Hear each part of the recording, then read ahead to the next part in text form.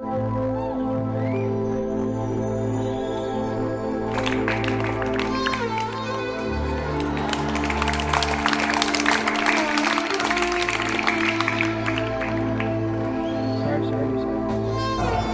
ଶୁଣିଲେ ପ୍ରତି ହୃଦୟ ମନରେ ଆସେ ଶିକ୍ଷଣ। ଏହି ଦିବସ ପାଳନ ଫଳରେ ମନରେ ଆସେ ଉନ୍ମାଦନା ଓ ଅଭିନବ ଆନନ୍ଦ। କାରଣ 1936 ମସିହା ଏପ୍ରିଲ ମାସ 1 ତାରିଖ ଏହି ଦିନ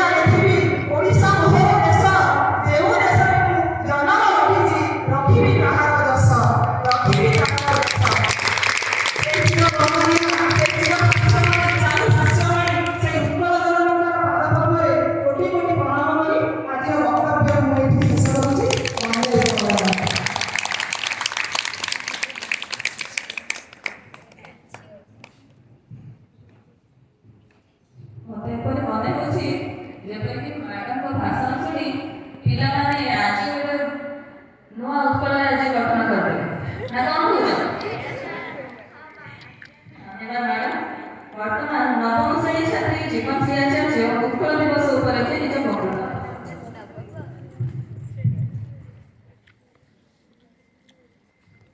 ସମସ୍ତଙ୍କୁ ମୋର ସୁପ୍ରଭାତ। ସମ୍ମାନନୀୟ ଅଧ୍ୟକ୍ଷ ମହୋଦୟ, ପ୍ରିୟ ଗୁରୁଜୀ ଗୁରୁମାବୃନ୍ଦ ଏବଂ ମୋର ଛୋଟ ବଡ଼ ଭାଇ ଭଉଣୀମାନେ, ମୁଁ ଦୀପଂଶୀ ଆଜିର ଏହି ପବିତ୍ର ଉତ୍କଳ ଦିବସରେ କିଛି କହିବାର ସୁଯୋଗ ମିଳିଥିବାରୁ ମୁଁ ନିଜକୁ ଧନ୍ୟ ମନେ କରୁଛି। ଓଡ଼ିଶାରେ ପାଳିତ ସ୍ୱାଧୀନତା ଦିବସ ଓ ସାଧାରଣତନ୍ତ୍ର ଦିବସ ଭଳି ଉତ୍କଳ ଦିବସ ଏକ ଜାତୀୟ ଦିବସ ରୂପେ ସର୍ବଦା। ଉତ୍କଳ ଦିବସ ଓଡ଼ିଆ ଭାଷୀଙ୍କ ପାଇଁ ଏକ ମହାନ ଦିବସ ଅଟେ। ଉତ୍କଳ ଦିବସ ଏକ ସଂକଳ୍ପ ଦିବସ ରୂପେ ଓଡ଼ିଶାରେ ସୁପରିଚିତ। 1936 ମସିହା ଏପ୍ରିଲ 1 ତାରିଖରେ ଓଡ଼ିଶା ଇତିହାସରେ ଏକ ସ୍ମରଣୀୟ ଦିବସ। ଏହି ଦିନ ଓଡ଼ିଶା ଏକ ସ୍ୱତନ୍ତ୍ର ପ୍ରଦେଶର ମାନ୍ୟତା ପାଇଥିଲା। ଆମର ଭାରତ ମାନଚିତ୍ରରେ ଓଡ଼ିଆ ଏକ ସ୍ୱତନ୍ତ୍ର ପ୍ରଦେଶ ରୂପେ ସ୍ଥାନ ଗ୍ରହଣ କରିଥିଲା। ଏହି ଦିନଟି ଆମ ଓଡ଼ିଆ ଜାତି ଓ ଓଡ଼ିଶା ରାଜ୍ୟ ପାଇଁ ଗର୍ବ ଓ ଗୌରବର ଦିବସ ଅଟେ। ଆମ ରାଜ୍ୟର ଉତ୍କଳମଣି ଗୋପବନ୍ଧୁ ଦାସ, ମଧୁସୂଦନ ଦାସ, ରାଧାନାଥ ରାୟ, ଫକୀରମୋହନ ସେନାପତି, ଗଙ୍ଗାଧର ମେହେର, ପାରଳାଖେମୁଣ୍ଡି ମହାରାଜା କୃଷ୍ଣଚନ୍ଦ୍ର ଦେବ, ଓଡ଼ିଶାର ଶେଷ ସ୍ୱାଧୀନ ରାଜା ମୁକୁନ୍ଦ ଦେବ ସ୍ୱତନ୍ତ୍ର ଓଡ଼ିଶା ରାଜ୍ୟ ଗଠନ ପାଇଁ ଅକ୍ଳାନ୍ତ ପ୍ରାଣମୁଖ୍ୟ ଉଦ୍ୟମ କରିଥିଲେ। 1803 ଖ୍ରୀଷ୍ଟାବ୍ଦରେ ଓଡ଼ିଶା ଇଂରେଜମାନଙ୍କର ଶାସନାଧୀନ ଥିଲା। 1857 ମସିହାରେ ଐତିହାସିକ ସିପାହୀ ହୋଇଥିବା ସମୟରେ ଓଡ଼ିଶାର ଅନେକ ସ୍ୱାଧୀନତା ସଂଗ୍ରାମୀ ସେଥିରେ ଯୋଗଦାନ ଦେଇଥିଲେ। 1817 ମସିହା ଏବଂ 1826 ମସିହାରେ ଓଡ଼ିଶାର ବରପୁତ୍ର ବକ୍ସି ଜଗବନ୍ଧୁ ଇଂରେଜ ସରକାରଙ୍କ ବିରୋଧରେ ସ୍ୱର ଉତ୍ତୋଳନ କରି ଲଢ଼ିଥିଲେ। 1921 ମସିହାରେ ଜାତିର ପିତା ମହାତ୍ମା ଗାନ୍ଧୀ ଅସହଯୋଗ ଆନ୍ଦୋଳନ କରିଥିବା ସମୟରେ ସେହିଥିରେ ମଧ୍ୟ ଅନେକ ଓଡ଼ିଶାର ସ୍ୱାଧୀନତା ସଂଗ୍ରାମୀ ଯୋଗଦାନ ଦେଇଥିଲେ। 1826 ମସିହାରେ ସମ୍ବଲପୁରର ବୀର ସୁରେନ୍ଦ୍ର ସାଏ ଇଂରେଜ ସରକାରଙ୍କ ବିରୋଧରେ ଆନ୍ଦୋଳନ କରିଥିଲେ। ଆମ ଓଡ଼ିଶାରେ ହିଁ ଇଂରେଜମାନଙ୍କ ବିରୋଧରେ ପ୍ରଥମେ ଜନ ଆନ୍ଦୋଳନ ହୋଇଥିଲା। ଏହି ସମୟରେ ଆମ ରାଜ୍ୟ ଉତ୍କଳ ବା ଓଡ଼ିଶାର ସାମାଜିକ, ରାଜନୈତିକ, ଐତିହାସିକ ଏବଂ ଅର୍ଥନୈତିକ ସ୍ଥିତି ଅତି ଖରାପ ଥିଲା। 19ଶ ଶତାବ୍ଦୀ ବେଳକୁ ଆମ ଓଡ଼ିଶାର କିଛି ଅଂଶ ଅନ୍ୟ ରାଜ୍ୟ ସହିତ ମିଶି ରହିଥିଲା। ଆମ ରାଜ୍ୟ ଓଡ଼ିଶାର ସୀମା ବଙ୍ଗାଳରୁ ଗୋଦାବରୀ ପର୍ଯ୍ୟନ୍ତ ପରିବ୍ୟାପ୍ତ ଥିଲା। ଆମ ରାଜ୍ୟ ଓଡ଼ିଶାର ଅନ୍ୟ ନାମ ଉତ୍କଳ ଏବଂ କଳିଙ୍ଗ ସେହି ସମୟରେ ବେଶ ଭାବରେ ସୁପରିଚିତ। ଆମ ରାଜ୍ୟ ଓଡ଼ିଶାକୁ ନନ୍ଦବଂଶ ରାଜାମାନେ ଶାସନ କରି ଆସିଥିଲେ। ତାପରେ ସମ୍ରାଟ ଅଶୋକ ଆମ ରାଜ୍ୟ ଓଡ଼ିଶାକୁ ଶାସନ କରିଥିଲେ। ଅଶୋକ ଏହି ରାଜ୍ୟରେ ଚଣ୍ଡାଶୋକରୁ ଧର୍ମାଶୋକରେ ପରିଣତ ହୋଇଥିଲେ। ପରବର୍ତ୍ତୀ ସମୟରେ ଦେବୀବଂଶର ରାଜା ଖାରବେଳ ଆମ ରାଜ୍ୟକୁ ଶାସନ କରିଥିଲେ। ଆମ ଓଡ଼ିଶାର ଉତ୍କଳ ପ୍ରଦେଶ ଗଠନର ମୁଖ୍ୟ ପୁରୋଧା ଥିଲେ ଉତ୍କଳ ମଧୁସୂଦନ ଦାସ। 1881 ମସିହାରେ ଆମ ଓଡ଼ିଶାର ପ୍ରଥମ ଓକିଲାତି ପାସ୍ କରିଥିଲେ। ମଧୁବାବୁଙ୍କ ସୁଦକ୍ଷ ଓକିଲାତି ଯୋଗୁଁ ଆମ ରାଜ୍ୟର ଅନେକ ସ୍ଥାନ ଓଡ଼ିଶାର ରାଜ୍ୟରେ ମିଶିଥିଲା। 1957 ମସିହାରେ ମଧୁବାବୁ ଇଂରେଜ ସଚିବ ମେଣ୍ଟେ ଓ ଗ୍ଲେନେସ୍ ଫୋର୍ଡଙ୍କୁ ସାକ୍ଷାତ କରି ଓଡ଼ିଶା ପ୍ରଦେଶ ଗଠନ ନିମନ୍ତେ ଦାବି କରିଥିଲେ। ସେହି ଦାବିକୁ ଇଂରେଜମାନେ ସନ୍ତୁଷ୍ଟ ହୋଇ ସ୍ୱତନ୍ତ୍ର ଉତ୍କଳ ଗଠନ ପାଇଁ 1936 ମସିହା ଏପ୍ରିଲ ମାସ 1 ତାରିଖ ଦିନ ସ୍ୱତନ୍ତ୍ର ରାଜ୍ୟର ମାନ୍ୟତା ଦେଇଥିଲେ। ସ୍ୱତନ୍ତ୍ର ଉତ୍କଳ ପ୍ରଦେଶ ଗଠନ ପାଇଁ ପାରଳାଖେମୁଣ୍ଡି ଗଡ଼ର ଗଜପତି କୃଷ୍ଣଚନ୍ଦ୍ର ଦେବ, ଖଲିକୋଟ ଗଡ଼ର ରାଜା ସାହେବ ହରିହର ମର୍ଦ୍ଦରାଜୀୟ ଏବଂ ତାଙ୍କର ସୁପୁତ୍ର ରାମଚନ୍ଦ୍ର ମର୍ଦ୍ଦରାଜୀୟ ଉତ୍କଳ ସ୍ୱତନ୍ତ୍ର ପ୍ରଦେଶ ଗଠନରେ ପ୍ରମୁଖ ଅଂଶ ଗ୍ରହଣ କରିଥିଲେ। ତେଣୁ ଆମ ରାଜ୍ୟ ଓଡ଼ିଶାକୁ ଯେଉଁମାନେ ନିଜ ଜୀବନକୁ ଜଳାଞ୍ଜଳି ଦେଇ ସ୍ୱତନ୍ତ୍ର ପ୍ରଦେଶ ଗଠନ କରିଥିଲେ, ସେହି ମହାପୁରୁଷମାନଙ୍କୁ ସଦାସର୍ବଦା ମନେ ରଖିବା ପାଇଁ ଏହି ଦିବସ ପାଳନ କରାଯାଏ। ଧନ୍ୟବାଦ। ଏତିକି ମୁଁ ବକ୍ତବ୍ୟ ଶେଷ କରୁଛି।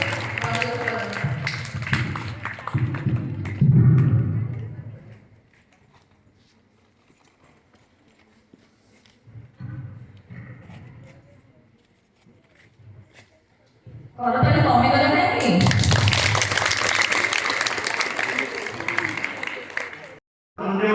ଏବଂ ଗଜପତି ମହାରାଜା କୃଷ୍ଣଚନ୍ଦ୍ର ଗଜପତି ମଧ୍ୟ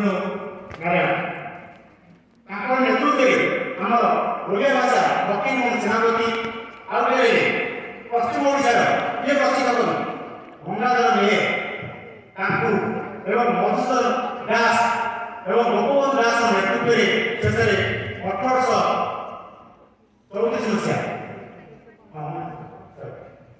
1934ରୁ 1936 ତାଙ୍କର ସଂଘର୍ଷ ଜାରି ରହିଲା। ଯେତେବେଳେ ଉତ୍ଥାନ ହେଲା, ଯେତେବେଳେ ପତନ ହେଲା, କିନ୍ତୁ ଯେତେବେଳେ ଆମର ଗଜପତି ମହାରାଜ ରାଜତ୍ୱ ଗ୍ରହଣ କଲେ, ସେ ନୂତନ ପରାକ୍ରମଶାଳୀ ଏବଂ ପ୍ରଭାବଶାଳୀ ବ୍ୟକ୍ତି ଥିଲେ। ତାଙ୍କର ନେତୃତ୍ୱରେ ଏବଂ ଅନ୍ୟାନ୍ୟ ଆମର ଓଡ଼ିଶାର ଅଲଗା ଅଲଗା ଯେଉଁ ପାର୍ଟିସନ୍ ହେଇଥିଲା ସମସ୍ତଙ୍କୁ ସୁବିଧା ଓଡ଼ିଶାର ପ୍ରଜାମାନଙ୍କୁ ସ୍ୱତନ୍ତ୍ର ଅଧିକାର ଦେବା ପାଇଁ ସେ ମିଳିମିଶି 1936 ମସିହା ଏପ୍ରିଲ 1ରେ ଆମର ଭାରତ ସରକାରଙ୍କ ଠାରୁ ଓଡ଼ିଶା ଏକ ସ୍ୱତନ୍ତ୍ର ପ୍ରଦେଶ ଭାବରେ କ'ଣ ହେଲା ପ୍ରତିଷ୍ଠା ହେଲା। ସେହି ଦିନଠାରୁ ଆମେ 1936 ମସିହା ଏପ୍ରିଲ 1 ତାରିଖରୁ ସେଦିନଠାରୁ ଆମେ ଉତ୍କଳ ପ୍ରତିଷ୍ଠା ଦିବସ ବା ଉତ୍କଳ ଦିବସ ଭାବେ ପାଳନ କରି ଆସୁଛୁ। ଏତିକି କହି ମୁଁ ମୋର ବକ୍ତବ୍ୟ ଶେଷ କରୁଛି।